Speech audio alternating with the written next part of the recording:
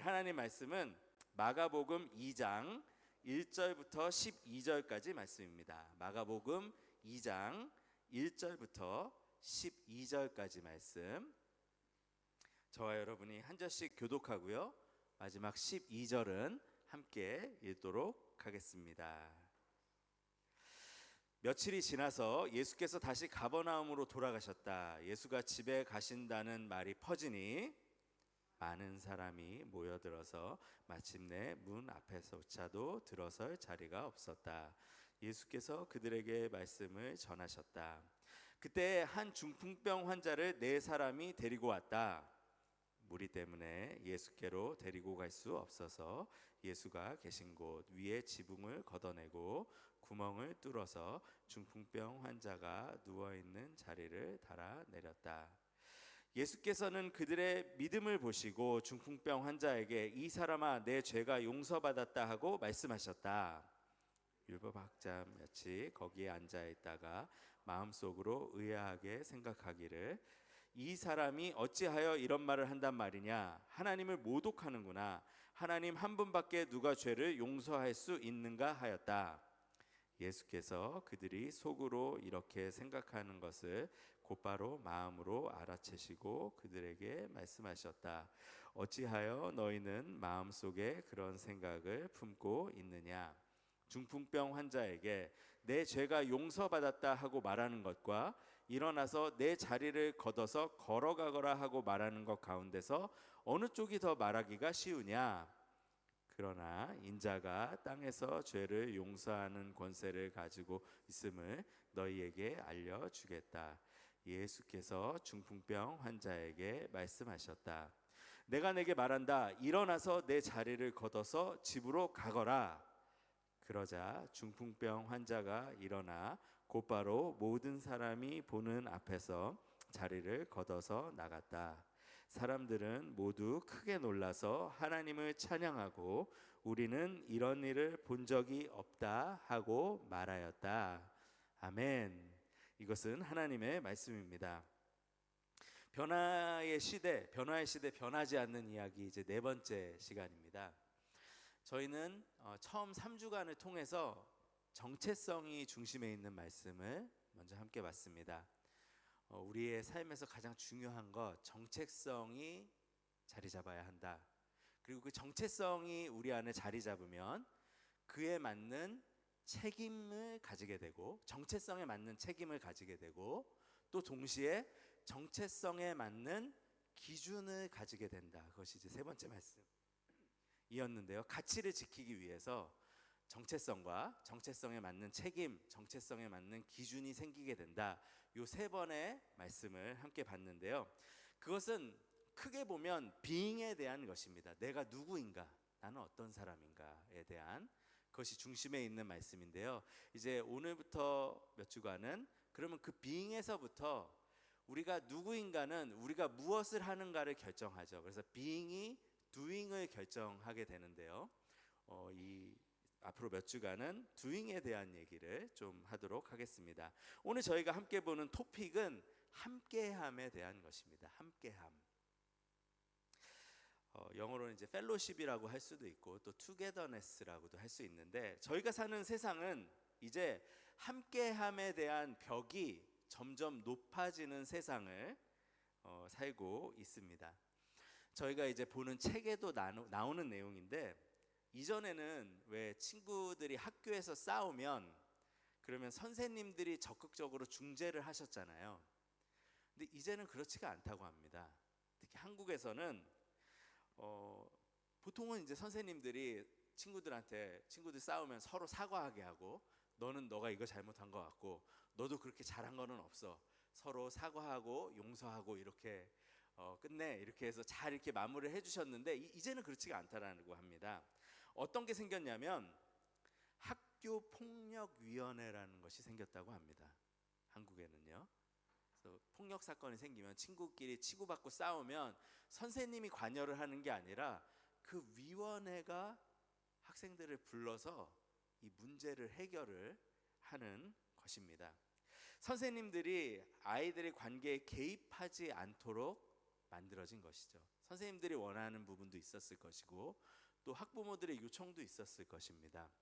근데 분명한 것은 선생님도 이제 아이들의 관계에 관여하지 못하거나 아니면 그 관계가 깊이 관여하는 것을 피할 수 있는, 관계에서 경험하는 불편함을 최소화할 수 있는 시대를 우리가 살고 있다, 그렇게 볼 수가 있겠습니다. 여러분, AI 시대에서 사실 이런 모습은 더 심화되고 있습니다. 저희가 첫 번째 주부터 알고리즘에 대한 거를 함께 생각해 봤잖아요. 유튜브의 예를 들어서 우리가 좋아하는 것만 계속해서 추천하고 우리의 취향이 아닌 것은 필터에서 걸러내서 그 알고리즘을 통해서 내가 편한 것만 계속해서 보게 하는 그 확증 편향, 필터 버블에 대해서 함께 생각을 해봤는데, 여러분 사실은 이제 불편한 거를 저희가 피할 수가 있거든요, 이렇게. 근데 돌아보면 예전에는 그렇지가 못했어요. 우리가 내가 별로 좋아하지 않는 것도 봤어야만 했어요. 내가 보고 싶지 않은 것도 봐야 했어요. 생각해 보세요. 예전에 이 거실에 TV 한 대 딱 있었잖아요. 그러면 인터넷이 막 이렇게 너무 활성화가 되기 전에는 가족들이 이제 TV 앞에 모이는 거죠. 그럼 아버지가 뉴스 보거나 야구 보시면 그냥 봐야 되는 겁니다. 또 자녀가 너무 좋아하는 만화 보는 시간이면 그 시간에는 또 부모님들이 만화 같이 봐줬죠. 엄마가 좋아하는 드라마 다 같이 봤어야 됐어요. 완전 말도 안 되는 뭐 김치로 막 얼굴 때리고 이러는 것도 막 봐야 됐고 다 했어야 됐습니다. 그렇게 서로 그렇게 원하지 않는 것들도, 불편한 것들도 공유를 했었거든요. 그런데 이제는 거실에서도 자기들이 보기를 원하는 거를 각자의 기기를 들고 볼 수 있습니다. 태블릿 하나 들고 전화기 들고 각자 원하는 것들 보다 보니까 이제 불편한 거, 피하고 싶은 것은 안 해도 되죠.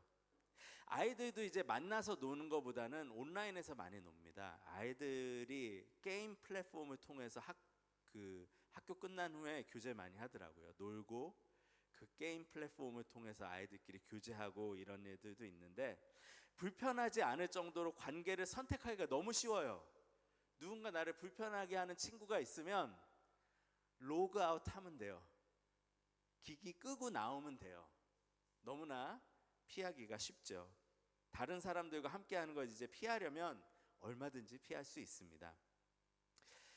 또 이제 테슬라에서 자동차 이제 파는 브랜드이고, 얼마 전에 이제 우주선 쏘는 스페이스X라는 이제 회사도 이제 상장이 되고 그랬는데, 그 회사에서 얼마 전에 그 휴머노이드 로봇이죠, 옵티머스라 그래서 이제 사람들을 섬길 수 있는 로봇을 올해 하반기부터 만들기 시작하고 2028년부터는 매스 프로덕션, 이제 양산을 한다고 합니다.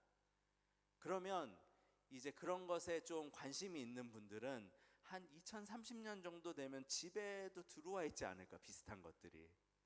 나를 전혀 불편하게 하지 않을 로봇이 오히려 대신 들어와 있는 그런 시대가 그렇게 많이 남지는 않았습니다, 여러분. 그런 시대로 저희가 접어들고 있습니다. 자, 그렇다면 여러분, 불편한 관계 피할 수 있는 시대인데요, 문제는 이거예요. 뭐냐면 관계 어려움을 피하는 삶이 건강하고 행복하냐는 것입니다. 결코 그럴 수는 없죠. 그 이유는 우리는 함께함을 통해서 성장하도록 지음받은 사람들이거든요. 그것이 불편하더라도 서로를 이해하려고 노력하고 갈등을 풀고 사과하고 용서하는 것을 통해서 우리는 배우고 성장하게 되어 있습니다. 서로에게 선을 긋고 사는 것이 편할 수는 있어요. 하지만 다른 사람들과 선을 긋고 살면 살수록 그 선이 많아지고 더 선명해지면 질수록 삶에서 관계 가운데 경험하는 기쁨도 사라지게 됩니다. 관계는 우리를 불편하게 하기도 하지만 우리는 관계 때문에, 사람들과의 함께함 때문에 기쁨도 경험하게 되거든요. 내가 경험하지 못하는 즐거움, 같이 하는 사람들을 통해서 경험하기 때문에 여러분, 저희는 함께하는 것을 최대한 피하는 시대로 접어들었는데 이미 아이러니하게도 이 시대에 앞으로 가장 탁월한 능력으로 자리 잡을 것이 무엇인가를 생각해 보시면 바로 함께함의 능력일 것입니다. 함께하며 관계를 조율하며 이런 컨플릭트를 해결하는 능력이 앞으로는 더 탁월한 능력으로 사람들한테 받아들여질 거예요. 왜냐하면 그거를 할 수 있는 사람들이 점점 없어지기 때문입니다. 불편함을 피하기 때문에 그 근육이 사라지거든요. 관계를 맺는 근육들을 잃어가고 있기 때문에 그것을 하는 사람들은 오히려 굉장히 탁월한 사람으로 그렇게 사회 가운데 두각을 나타낼 것입니다. 자, 여러분, 오늘 저희가 이제 함께 읽은 말씀으로 들어가 보도록 하겠는데요. 오늘 말씀은 한 명의 중풍병 환자와 네 명의 친구가 예수님을 만나는 이야기입니다. 배경은 예수님이 이 병자들을 치유하는 치유의 사역을 하실 때 그때 네 명의 친구가 한 명의 중풍병자를 예수님에게로 데리고 갑니다. 근데 문제는 예수님이 너무 유명해지셔서 가버나움이라는 곳에서 치유를 하고 계셨는데 예수님이 계신 장소에 사람들이 너무 꽉 찬 거예요. 그래서 중풍병자를 걷지도 못하니까 이렇게 데리고 가보니까 이미 들어갈 수가 없는 상황이 된 것입니다.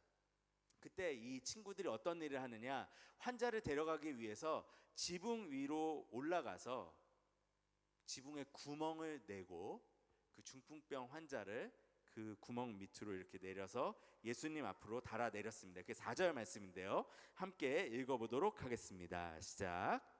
무리 때문에 예수께로 데리고 갈 수 없어서 예수가 계신 곳 위에 지붕을 걷어내고 구멍을 뚫어서 중풍병 환자가 누워있는 자리를 달아 내렸다. 예수님은 이들이 예수님을 의지하며 나온 믿음을 보셨습니다. 그리고 이 중풍병 환자를 완전하게 치유하십니다. 그것이 11절과 12절의 말씀인데요. 이 말씀도 함께 읽어보겠습니다. 시작. 내가 내게 말한다. 일어나서 내 자리를 걷어서 집으로 가거라. 그러자 중풍병 환자가 일어나 곧바로 모든 사람이 보는 앞에서 자리를 걷어서 나갔다. 사람들은 모두 크게 놀라서 하나님을 찬양하고 우리는 이런 일을 전혀 본 적이 없다 하고 말하였다. 자, 오늘 이 말씀의 큰 틀을 먼저 봤습니다. 중풍병 환자를 4명이 데리고 와서 구멍을 내서 내리고 예수님이 이들의 믿음을 보시고 이 환자를 치유하신 것, 이게 이제 큰 사건의 흐름입니다. 먼저 이 4명의 친구에 대해서 좀 생각을 해보고 싶습니다. 이들이 지붕을 뚫었습니다. 1세기 유대인들의 집은요, 조립식 구조가 아니에요. 이렇게 뭐 판자를 뜯어내거나 아니면 뭐 철판을 떼거나 뭐 이런 것이 아니라 굉장히 복잡하게 만들어져 있는데 흙하고 집하고 뭐 석회하고 이렇게 뭐 오늘날로 따지면 이렇게 시멘트랑 이런 거 잘 혼합해서 하듯이 여러 가지가 혼합돼서 이렇게 만들어져 있었고 위에 기와도 올라가져 있었습니다. 근데 이거를 뜯었다라는 거는 뭐냐면 대가를 치우기로 작정을 한 거예요. 쉽게 고쳐질 수가 없는 거를 뜯어내는 것입니다. 먼저 이들은 대가를 지불하기를 결정하고 함께 예수님께 나아갔습니다. 여러분, 또한 이 4명의 친구들이 환자인 친구를 데리고 지붕까지 올라가는 과정도 한번 생각해 보십시오. 이 4명이 다 기질이 같지는 않았을 것입니다. 어떤 사람은 막 마음이 급했을 수도 있어요. 야, 그냥 너무 고민하지 말고 확 들고 올라가자, 이러는 친구도 있었을 것이고, 어떤 사람은 또 조심조심 올라가, 조심성 있는 사람들도 있었을 것입니다. 그게 아니야, 조심조심 이쪽 저쪽 이렇게, 그거 맞추는 거 쉽지 않았을 거예요. 또 4명이 키도 다 달랐을 것입니다. 힘도 달랐을 것입니다. 그 올라가는 과정을 생각해 보시면 올라가는 때 이 4명이 서로를 계속해서 바라보면서 같이 맞췄어야 됐을 거예요. 누군가가 높게 들면 같이 높게 들고, 누군가가 힘이 떨어진 것 같으면 또 낮춰주고, 이렇게 이런 과정이 서로를 바라보며 나를 다른 이들에게 맞추는 과정이 필요했을 것입니다. 근데 여러분, 함께함이라는 것은 이런 것입니다. 나를 중심으로 다른 이들을 맞추는 것이 아니라 나를 다른 이들에게 맞춰가는 과정이 반드시 필요한 것입니다. 다름을 껴안으며 또 함께하는 이들을 이해하며 서로 손과 발을 맞추고 함께 나아가는 것이다.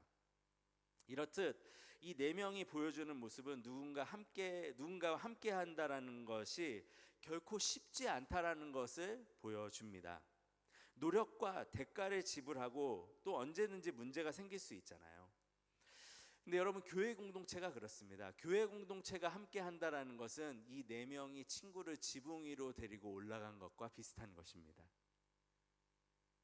나와 다른 이를 이해하기 위해서 노력하고 또 내 스피드로 하는 것이 아니라 내 힘으로 내 능력에 맞추는 것이 아니라 다른 이들이 어떻게 하고 있는가 세심하게 바라보면서 그렇게 맞춰가는 그런 이제 과정이 필요한 것이죠.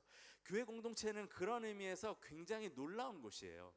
세상 어디에서도 발견하기 어려운 곳인데 갓난아기부터 또 어르신들까지 배경도 다르고 성격도 다르고 경험도 다르고 하는 일도 다르고 교회는 이렇듯 다 다른 사람들이 모여 있습니다.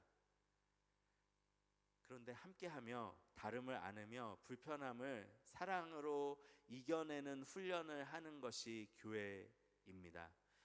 그래서 교회는 함께함을 훈련하고 자라기에 가장 좋은 곳입니다. 또 가장 어려운 곳입니다.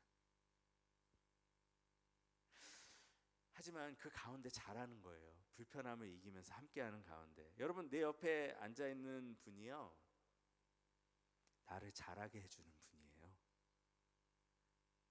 그분의 다름이 그분과의 나하고 생각이 다름, 또 어떤 이런 가치관의 다름, 이런 것들이 나를 자라게 해주는 자양분입니다. 하나님께서 그분을 사용하셔서 나를 자라게 해주시는 것입니다.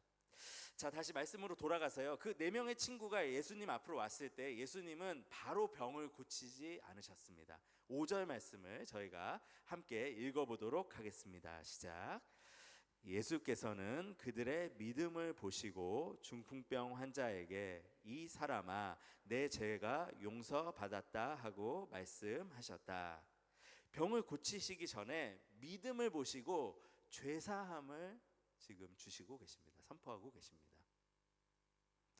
근데 그 자리에 율법학자들이 몇 명 있었어요. 앉아 있었어요.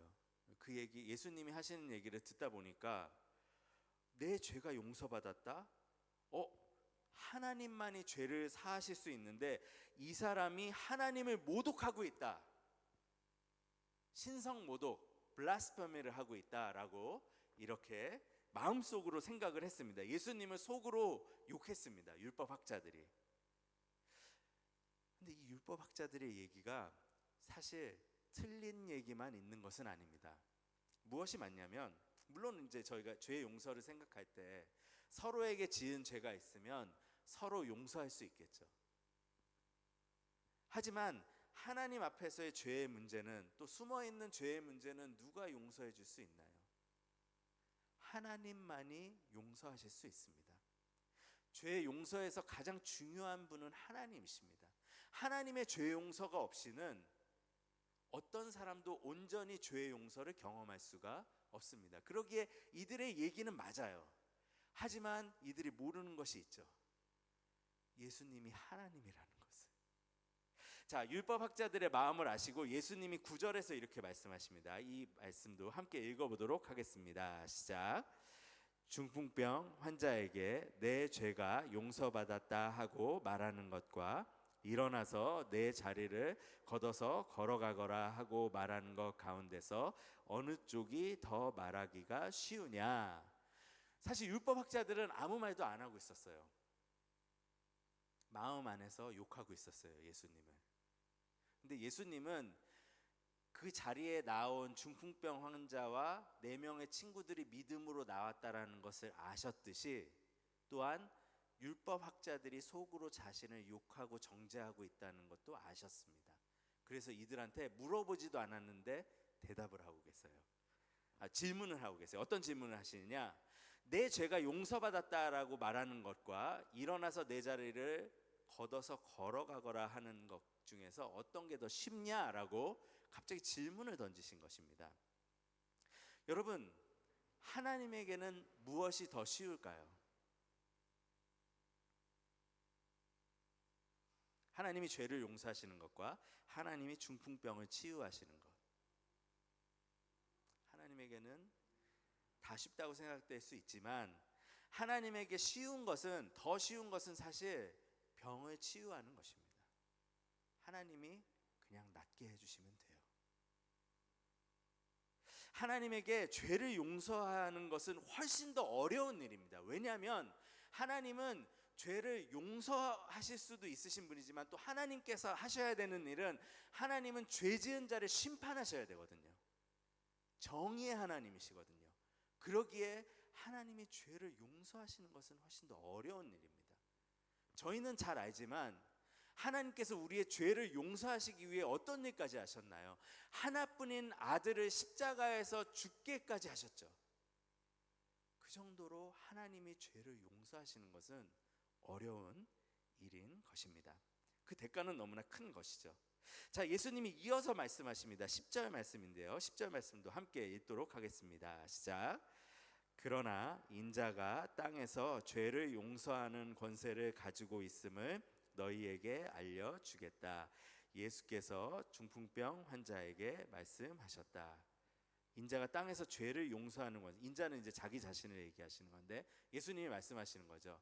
자, 내가 죄를 용서할 수 있는 권세가 있다라는 것을 보여주겠다. 다른 말로는 내가 하나님임을 이 자리에서 드러내겠다라고 이렇게 말씀하셨습니다. 자, 여러분, 근데요, 여기서 이제 저희가 놓치지 말아야 되는 게 하나가 있습니다. 꼭 짚고 넘어가야 되는 것이 있는데 그것은 뭐냐? 예수님은 왜 먼저 병을 고치지 않으시고 죄 용서의 문제부터 다루셨을까요? 이 중풍병자에게 가장 급한 문제는 걷지 못하는 몸으로 보입니다. 이를 위해 친구들이 지붕까지 뜯어서 예수님 앞에 왔습니다. 하지만 예수님은 그보다 더 근본적인 문제를 먼저 해결하십니다. 이를 통해서 알려주십니다. 죄의 문제만큼 중요한 것은 없다. 죄의 문제만큼 심각한 것은 없다라는 것을 알려주시는 것입니다. 여러분, 관계도 생각해 보시면은요, 저희가 성격이 안 맞아서 또 상황이 좋지 않아서 또 서로 성향이 달라서 힘들다라고 이야기를 할 수 있지만 가장 근본적인 문제는 뭘까요? 함께함의 관계의 가장 근본적인 문제, 그것은 죄의 문제입니다. 우리가 서로 함께하지 못하는 이유는 다름을 견디지 못하고 쉽게 관계를 끊어버리는 이유는 상처를 주고 상처를 받는 이유는 그 뿌리에는 죄가 있습니다. 우리는 당장을 보지만 예수님은 더 깊은 곳을 보세요. 그래서 중풍병 환자에게도 중풍병을 낫게 하시기 전에 먼저 죄의 문제를 해결해 주시는 그 일을 하십니다. 여러분, 저희가 함께함에 대해서 생각하고 있습니다. 함께함이 점점 더 어려워지는 것, 그런 시대를 살고 있다라고 이제 인트로덕션 부분에서 말씀드렸는데요. 사실 함께함이 어려워지는 것은 변화하는 시대의 문제는 아닙니다. 더 깊은 곳에는 우리 안에 죄의 문제가 있습니다. 사실 이 말씀에서 중풍병자가 가장 심각한 환자처럼 보이지만 예수님이 지금 하시는 행동을 보면서 생각을 해보면 중풍병자보다도 더 심각한 환자들이 있습니다. 그게 누구냐면 바로 율법학자입니다. 중풍병자는 자신이 예수님이 필요하다라는 것을 알았어요. 그래서 친구의 도움을 받아 지붕을 뜯어서라도 예수님께 왔습니다. 그런데 율법학자들은 예수님 바로 앞에 앉아 있었지만 자신에게 은혜가 필요하다라는 것을 몰랐습니다. 그래서 예수님을 평가하고 예수님을 정죄하고 있었습니다. 자신의 죄의 문제를 몰랐던 것이죠. 그들은 이미 자신들이 옳다고 생각했기 때문에 다른 이를 정죄하는 마음으로 가득 차 있었습니다. 여기서 함께함을 막는 가장 큰 적이 무엇인지를 저희가 볼 수 있습니다. 그것은 무엇이냐? 바로 죄의 가장 악한 모습인 자기의입니다. 내가 옳고 내가 내 문제를 스스로 해결할 수 있고 나에게는 문제가 없다라고 생각하는 자기의, 그 문제가 더 심각했던 거예요. 나와 다른 사람은 틀린 사람이 되고 나는 다른 이들을 품을 수가 없게 되죠. 언제요? 자기의가 있을 때, 나는 맞다라고 생각이 될 때. 반대로 내가 예수님이 필요한 사람이라는 것을 아는 사람, 내가 은혜 없이는 살 수 없는 죄인이라는 것을 아는 사람은 다른 이들을 함부로 정죄하지 않습니다. 왜냐하면 나도 하나님에게 은혜로 용서받은 자이거든요. 그렇게 다른 이를 쉽게 정죄할 수 없습니다.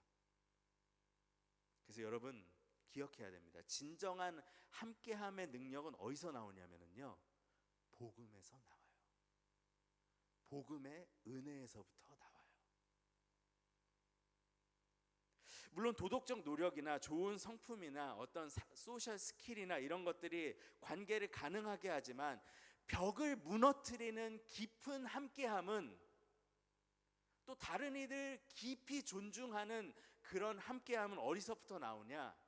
용서받은 그 은혜에서부터 나옵니다. 하나님께서부터. 내가 하나님에게서 값없이 용서받았다라는 것을 알기 때문에 다른 이들에게도 그 은혜를 흘려보낼 수 있는 것이죠. 서로의 다름을 참을 수 있는 것이죠. 나도 부족한 부분이 있는데, 나에게도 죄의 모습이 있는데, 나도 하나님의 은혜를 경험했는데 서로의 부족함을 덮어주고 갈등이 있어도 관계를 쉽게 포기하지 않는 능력은 복음의 은혜에서부터 나오는 것입니다. 내가 먼저 하나님께 용서받은 죄인이라는 사실을 아는 것은 관계를 바꾸는 그런 힘이 됩니다. 자, 그럼 여러분 이제 여기서부터는 오늘 말씀을 우리 삶에 어떻게 적용할지에 대해서 나누고 싶습니다.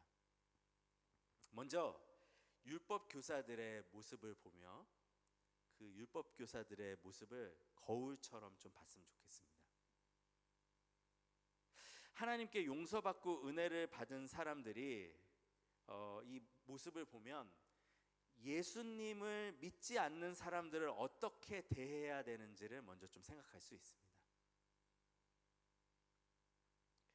여러분, 먼저 저희가 깨달아야 되는 건요, 이 율법 교사들의 모습을 보면서 거울처럼 깨달아야 되는 것은, 여러분, 그리스도인들은 무례하지 않아야 합니다.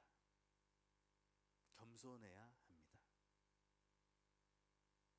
보통 저희가 그 하나님의 자녀라는 정체성이 있잖아요. 우리가 용서받았다라는 그런 생각이 있잖아요. 하나님께 용서받았으니 나는 다 괜찮다, 이거는 결코 성경의 가르침이 아닙니다. 하나님께 용서받았기 때문에 우리는 관계 가운데서 훨씬 민감해져요. 특별히 교만한 모습에 대해서 훨씬 민감해져요. 내가 내 자격 때문에 용서받았지 않았는데 어떻게 다른 사람에게 무례하게 대할 수 있는가? 민감하게 반응하는 것이 바로 성경의 가르침인 것이죠. 그렇기에 다른 이들을 아래로 보지 않습니다. 우리가 잘해서 구원받은 것이 아니니까요. 오직 예수 그리스도께서 한 일 때문에 구원을 받았으니까 내가 교만해질 이유가 없는 거죠. 복음은 그리스도인을 결코 무례하게 만들지 않습니다. 근데 사랑하는 여러분, 너무 무례한 기독교인들이 많은 시대를 살아가고 있습니다. 다른 사람들의 문제가 아닌 것 같아요. 우리들의 문제인 것 같아요. 너무 무례한 기독교인들이 많은 시대를 살고 있다. 나는 의로운 사람인 것처럼 다른 사람들을 너무 쉽게 정죄하고, 그런 저희들의 모습이 많이 보이는 시대가 지금 시대가 아닌가 싶습니다. 여러분 항상 기억해야 합니다. 내가 아니라 예수님 때문에 구원받았다라는 것을요. 은혜 없이는 소망이 없다라는 것을 기억하고 예수님을 믿지 않는 분들과 함께 할 때 항상 겸손해야 돼요. 네, 그것을 기억해야 된다. 자, 이것이 중요하고요. 또 동시에 많은 관계 가운데 저희가 기억해야 되는 것은 나는 항상 관계의 문제를 다 해결할 수 없다라는 것도 기억해야 됩니다. 나는 모든 관계의 구원자가 아니다. 여러분 그리스도인이기 때문에 항상 먼저 사과를 하는 것은 좋지만 과하게 사과하시는 분들이 있습니다.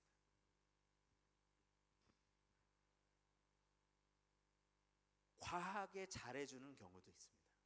물론 어떤 선을 넘어서는 은혜로부터 시작되는 과함은 좋은 것이에요. 근데 내가 그리스도인이니까 그냥 무조건 과해야 돼 생각하시는 분들이 있어요. 근데 그것도 또 다른 극단이에요. 하나님은 나를 사랑하시고 구원하시고 그분의 자녀를 삼으셨습니다. 하지만 우리는 모든 문제를 해결할 수 없습니다. 우리는 구원자가 아니에요. 그러기에 관계 가운데 내가 모든 것을 할 수 없음을 인정하고 하나님을 사랑하는 가운데 관계를 풍성하게 하기 위해서 먼저 이해하고 사랑하고 섬기고 함께 하기 위한 노력을 하였다면, 그렇다면 그 관계를 주님께 올려드릴 수 있어야 돼요. 저희가 할 수 있는 것은 어떤 것이냐면, 저희가 할 수 있는 것은 지붕을 뚫는 정도예요.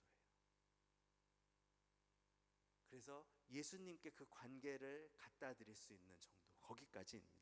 내가 할 수 있는 노력, 지붕을 뚫고 친구를 내려줬던 것 같은 노력이 우리가 할 수 있다면, 그렇다면 주님께 그 관계에 대해서 맡겨드릴 수도 있어야 한다라는 것입니다. 모든 관계를 다 잘 만들어낼 수는 없습니다. 겸손히 함께함을 추구할 수 있다면 주님께 올려드리는 것, 관계에서 모든 문제를 해결하지 못하는 것이 나를 실패한 그리스도인으로서 생각되지 않게 해야 됩니다. 내가 모든 관계를 다 잘하지 못하기 때문에 나는 실패한 그리스도인이야, 나는 하나님의 자녀가 아닌가 봐, 그렇게 나의 가치를 깎아내리지 말아야 됩니다. 우리가 그것을 전부 다 할 수 없습니다. 하나님도 우리가 전능한 존재가 되기를 원치 않으십니다. 다만 우리가 하나님 은혜 가운데 지붕을 뚫는 정도의 노력을 할 수 있다면, 그렇다면 그 가운데 하나님이 관계들을 새롭게 하시는 그런 일들을 할 수 있는 것이죠. 그래서 이 균형감을 잘 지켜야겠습니다, 여러분. 무례하지 않고 교만하지 않으며, 또 동시에 내가 모든 관계의 구원자가 되지 않으려고 하는 그 건강한 균형감. 사랑하는 여러분, 말씀을 마치면서요, 어느 때보다 이 시대가 요구하는 가장 탁월한 능력, 함께함의 능력, 그 시대 가운데 교회 공동체로서 함께 살아가는 저희들에게 지붕을 뚫는 것 같은 그런 모습은 어떤 모습일까요? 저희가 함께 공동체로 살아가잖아요. 근데 이 4명이 중풍병자를, 그 친구 되는 사람을 예수님 앞으로 내려줬잖아요. 근데 저희도 그런 노력을 하는 모습은 어떤 모습일까요? 공동체로서 함께 살아가는 것이 많은 것들이 있겠습니다. 서로 이해하며 섬기며 함께 웃고 함께 울고 이 함께함을 누리는 것, 이 모든 것들이 중요하겠습니다. 하지만 그 중에서 저희의 함께함을 가장 탁월하게 하는 것이 있습니다. 그것이 무엇인가? 바로 서로를 위해서 기도하는 것입니다. 내 친구는 함께 짐을 들었잖아요. 그 친구를 들었잖아요. 그런 것처럼 오늘날 우리도 공동체로서 함께 살아가며 서로의 짐을 들어주는 가장 탁월한 일은 무엇인가? 그것은 기도예요. 기도. 서로를 위해서 기도하는 것. 내가 함께하는 사람들에게 어떤 기도의 필요가 있는지를 알고 함께 기도하며 그것을 계속해서 체크하며 함께 나아가는 것. 나와 다른 지체, 나를 불편하게 하는 지체마저도 그 사람을 위해서도 기도할 수 있을 때, 그때 우리의 마음은 부드러워지고 그 사람을 향한 시선이 예수님의 시선으로 바뀌게 됩니다. 사랑하는 여러분, 그러기에 건강한 균형감을 가지고 또 함께함을 누리며 살아가십시오. 시대의 정신에, 시대의 파도에 그대로 휩쓸리지 마시고 대신에 함께하기 위해서 불편함을 감수하시고, 하지만 또 그 가운데 있는 선물과 같은 그 기쁨들을 누리시고 서로를 위해서 기도하며 그렇게 함께 하시는 사랑하는 한 분 한 분들 되시길 주님의 이름으로 축원합니다. 네, 저희 함께 찬양하며 기도하는 시간 갖도록 하겠습니다. 함께 나의 기도하는 것보다 찬양하며 나아가도록 하겠습니다.